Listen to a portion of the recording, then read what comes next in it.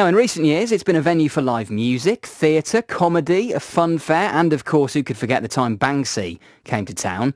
And next year, the Tropicana in Weston-super-Mare will become home to a decommissioned offshore oil rig platform as part of a new project called Unboxed to celebrate creativity across the UK. Now, I appreciate the idea of having an oil rig in the Tropicana may be slightly hard to get your head around. If you head on over to the BBC Radio Bristol Facebook and Twitter pages, you can see an artist's impression of how it will look. It's fascinating to look at, really striking, well worth taking a look at because I do understand that it is a bit hard to get your head around at first.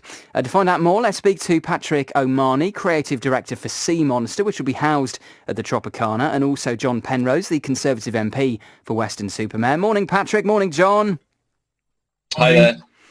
Patrick, just to start with you, paint a picture of exactly what this is going to look like, because as I say, if you say to someone there's going to be an oil rig on the Tropicana, I mean, it kind of startles you at first.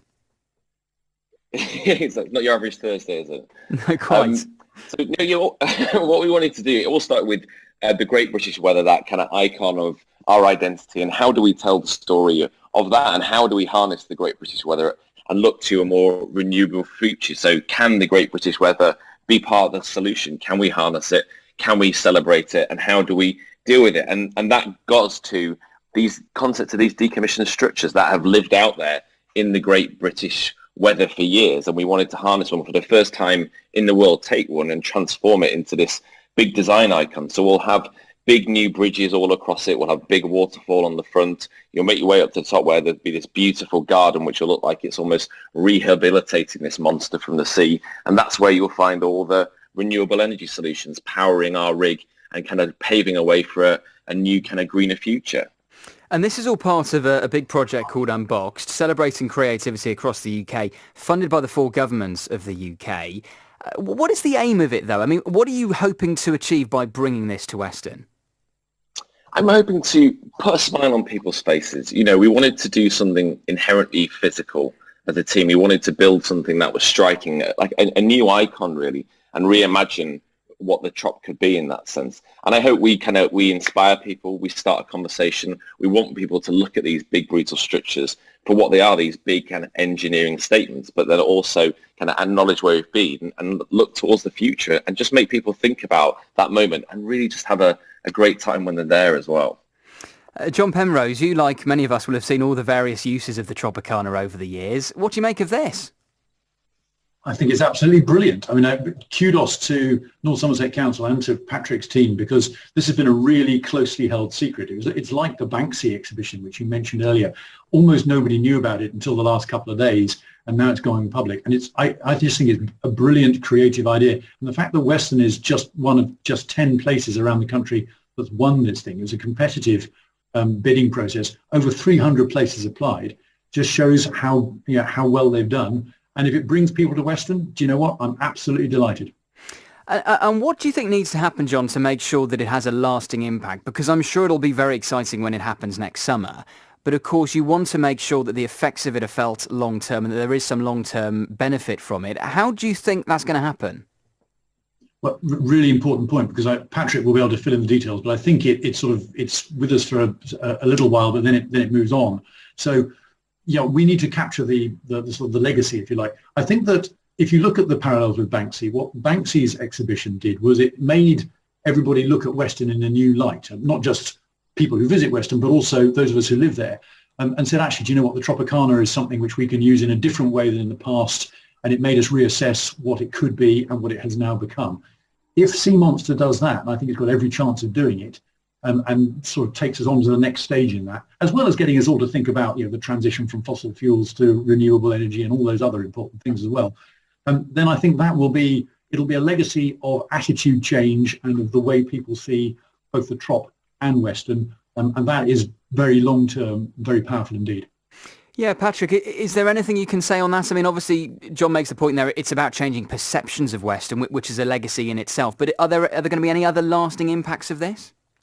Yeah, absolutely. The legacy conversations have already started in this. It's such a big project, such a big investment from our side in terms of bringing it here, and we want to make sure we don't just, it doesn't just appear and go away. So There's the educational side of it in terms of our outreach program that we'll be looking at, and the employment kind of regionally, and how we change minds and inspire people in the short term, which hopefully lasts on. But then there's also the conversation about, we'll have this huge garden that's been planted on the rig, and what happens to that afterwards. And we're already in conversation with the Parks Department to make sure we can take that afterwards and install it. Same with a lot of the big kinetic sculptures that we'll have there.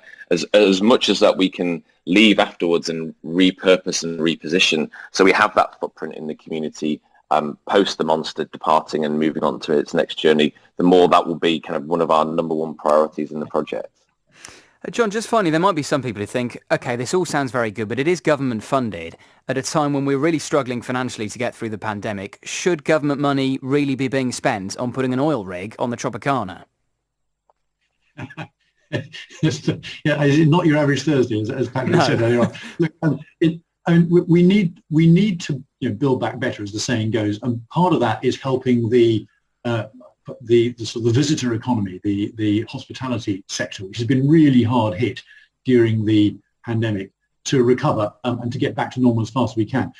The effects on Weston's economy, and just to say nothing of the change strategies we're talking about now, the effects on Weston's economy of people who come, you can get in to see the exhibition for free, but then they'll want to stay and have fish and chips, and they'll want to spend some time on the beach, and so on and so forth, will be very dramatic. And the point about this is, because it's a national thing, a national program with 10 events all around the country, the aim is, I think, to get people celebrating and looking forward as we come out of the pandemic. It will also, of course, be Her Majesty's, I think it's Platinum Jubilee that next year as well. So all sorts of reasons for us to be getting back to normal and looking to the future as we get out of the pandemic, I think. John, Patrick, thank you. John Penrose there, Conservative MP for Weston-super-Mare, and Patrick O'Marney, Creative Director of Sea Monster, which is going to be housed at the Tropicana.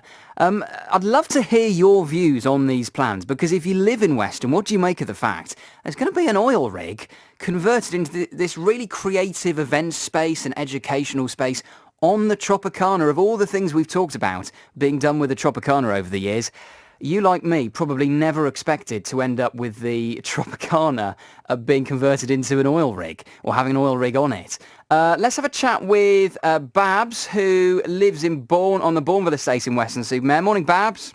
Morning. What do you make of this? I think it's lovely. I think I'm really looking forward to it.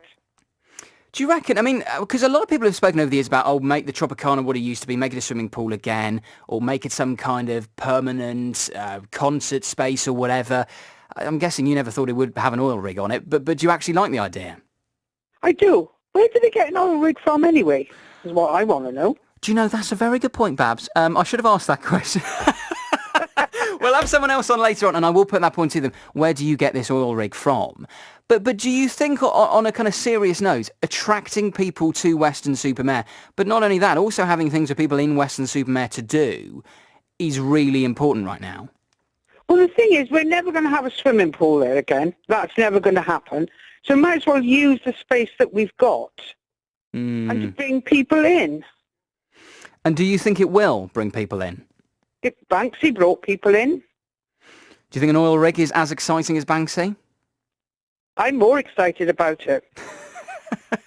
It's going to change the skyline as well of that stretch of the seafronts in Weston-super-Mare. Babs, thank you. Babs in Weston there, with her reaction to the news of the town, will play a major role in a groundbreaking government-funded arts project called Unbox, going to celebrate creativity around the UK. Bristol also involved, by the way. It's one of the 15 places to hold a project called Story Trails. The idea is they'll bring to life untold stories from the past and the present using augmented reality and 3D technology.